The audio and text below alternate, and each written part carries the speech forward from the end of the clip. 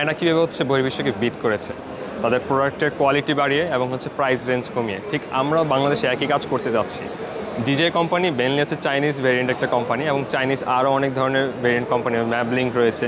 তারা এই সাইজের ড্রোনগুলো তৈরি করছে অ্যারাউন্ড আপনার 40 লাখ 42 লাখ এরকম, কিন্তু আমরা সেম ড্রোনটি দিচ্ছি 9 লাখ টাকায়। কীভাবে সেটি দিচ্ছি? কারণ মূল ম্যানুফ্যাকচারিংটা হচ্ছে আমাদের ল্যাবে, এবং হচ্ছে মূল ডিজাইনটা হচ্ছে আমাদের ল্যাবের, টেকনোলজি হচ্ছে আমাদের নিজেদের, নট যে বাইরে থেকে হচ্ছে সোর্সিং করা। এবং এখানে যদি আমরা বলতে চাই, এই ড্রোনটি হচ্ছে অ্যারাউন্ড 10 কেজি পেলোড নিতে পারে, কাইন্ড অফ ডিজের যে এগ্রিকালচার ড্রোনগুলো রয়েছে। এখন এখানে একটা বিশেষত্ব রয়েছে, সেটা হচ্ছে ডিজের একটি ড্রোন শুধুমাত্র একটি পারপাসে কাজ করতে পারে। একটি ড্রোন শুধুমাত্র ভিডিও শ্যুট করতে পারে, অথবা একটি ড্রোন শুধুমাত্র এগ্রিকালচার পারপাসে ইউজ করা যায়। কিন্তু আমাদের এই ড্রোনের একটি বিশেষত্ব রয়েছে, সে 3টি পারপাস সে একসাথে করতে পারে। সে যদি চায় সে সার্ভেলেন্স করতে পারবে, জাস্ট মডিউল চেঞ্জ করে যদি আমরা এগ্রিকালচার পারপাসে ইউজ করতে চাই, এগ্রিকালচার পারপাসে ইউজ করা যাবে।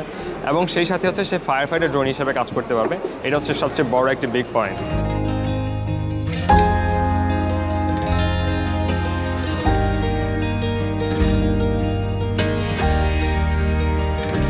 2023 এবং 24 সালে বাংলাদেশের শ্রেষ্ঠ তরুণ উদ্ভাবক, আমাদের উদ্ভাবনটি বাংলাদেশের শ্রেষ্ঠতম পদ অর্জন করেছিল। আশাবাদী ছিলাম যে সরকার থেকে আমরা সহযোগিতা পাবো, কিন্তু এখন পর্যন্ত সরকার বা ইনভেস্টর থেকে কোনো ধরনের সহযোগিতা আমরা পাইনি। এখানে একটি মিনি কোয়াডকপ্টার রয়েছে, যেটা হচ্ছে একটি ডেলিভারি প্রোডাক্টকে হচ্ছে এক স্থান থেকে হচ্ছে আরেক স্থানে নিতে পারে। আপনারা যদি দেখতে চান, এটা হচ্ছে পিক অ্যান্ড প্লেস। ধরা যাক হচ্ছে বন্যা কবলিত এলাকায় এখন 500 গ্রাম অথবা 100 গ্রামের অথবা 1 কেজির ওজনের একটা খাবারের প্রয়োজন আছে, সে জাস্ট ওইখানে গিয়ে পিক অ্যান্ড প্লেস করে দিয়ে আসতে পারবে।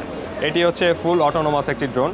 আমরা জাস্ট ল্যাপটপ অথবা কম্পিউটারের সাহায্যে যে কোনো স্থানে এটাকে পাঠিয়ে দিতে পারবো, বিভিন্ন ধরনের ডাটা হচ্ছে কালেক্ট করতে পারবো। এবং পাশাপাশি যদি চাই, আমরা এখানে তো সার্ভেলেন্সের জন্য আমাদের নিজস্ব তৈরি করা সার্ভেলেন্স যে ক্যামেরাগুলো রয়েছে সেগুলো ইউজ করে মনিটরিং করা যেতে পারে। আমাদের এখানে দুজন বহির্বিশ্বের ইনভেস্টর এসেছিলেন, তারা এখানে দেখে খুব আগ্রহ প্রকাশ করেছেন যে বাংলাদেশেও নিজস্ব প্রযুক্তিতে ড্রোন তৈরি করতে যাচ্ছেন। তো ওরা হচ্ছে আমাদের সঙ্গে কাইন্ড অফ কমিউনিকেশন করছেন, কিন্তু বাংলাদেশ সরকারি হচ্ছে ড্রোন নিয়ে কোনো ধরনের হচ্ছে রুলস অ্যান্ড রেগুলেশন বা কোনো ধরনের নীতিমালা নেই, যার কারণে তারা হচ্ছে এই বিষয়টা নিয়ে বেশ খানিকটা হচ্ছে দ্বিধাদ্বন্দ্বে আছে, আগাতে পারছে না।